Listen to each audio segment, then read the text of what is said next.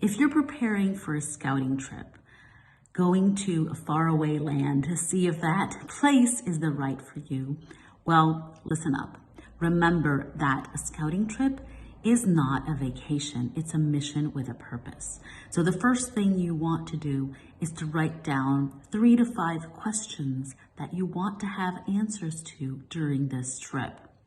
Now, it's important to keep these questions at the forefront of your mind because when you come back from that trip, you really want to have data to create information so you can answer these questions. There's nothing worse than having an absolute best time on a scouting trip, but no answers and you still don't know what to do. If this resonates with you and you think it's a good tip, well, the Expat Journey Program might be for you. Check out all the details below and I'll see you inside.